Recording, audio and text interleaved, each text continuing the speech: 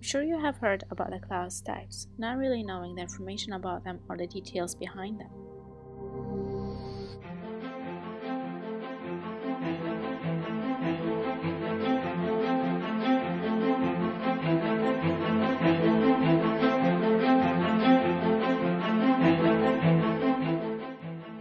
Let us start with some history.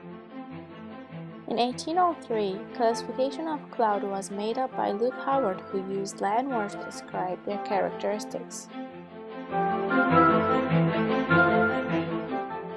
Now let us talk about the main kinds of clouds. Cumulus clouds, stratus clouds, and cirrus clouds. Cumulus clouds are puffy clouds that sometimes look like pieces of floating cotton. These clouds resemble powdered flour as they are puffy from the top and flat from the bottom.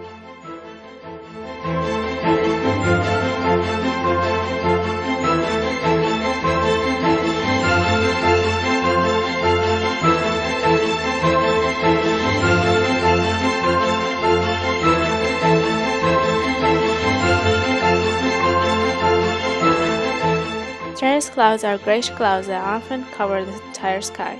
It was named after the Latin word for layers, as it covers the sky like a blanket.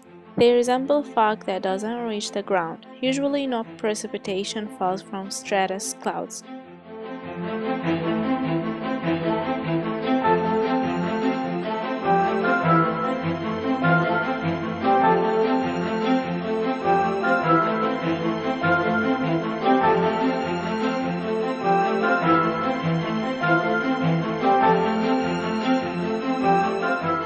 Clouds are thin clouds blown by high winds into long streamers.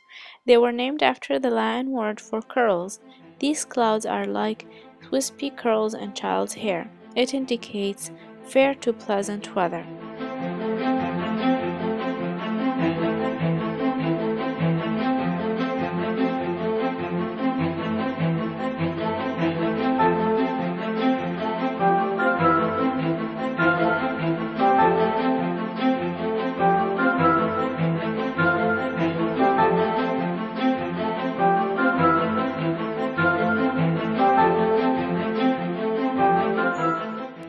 Now let us think about how much clouds really weigh.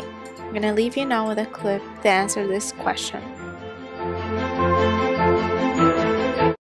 How much do hurricanes weigh? Yeah, how much? Well, it starts small with a simple white puffy cloud. There's not a cloud in the... Oh. And you ask how much water is in that cloud. How much what? How much does it weigh? Well, it's like floating around, so it can't weigh much. Aha! We looked it up, and you're going to be surprised. Okay. The answer is it weighs about 216,000 pounds. No way. Which is roughly the weight of 2/3 of a blue whale. So that's a lot of water up there hanging in the sky. So if it weighs so much, how come the cloud just doesn't fall down? Well, here's why. Look under the cloud, and what do you see? Just air. Okay, but now what do you see?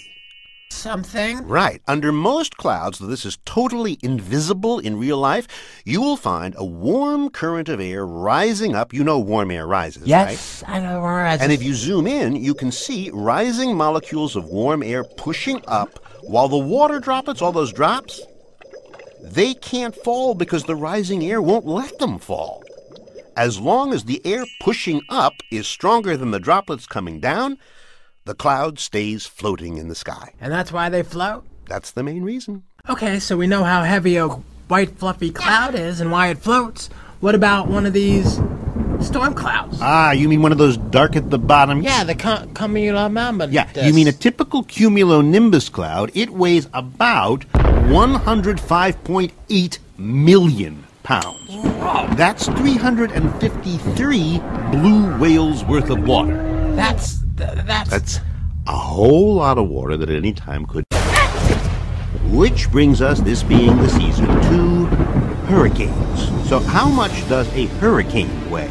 I don't know and I don't care. Well, the numbers here are kind of staggering. A typical North American hurricane carries roughly 108 billion pounds of water. Now that works out to something like The weight of 360,000 blue whales, that's more blue whales than there are on this planet, moving across the sky.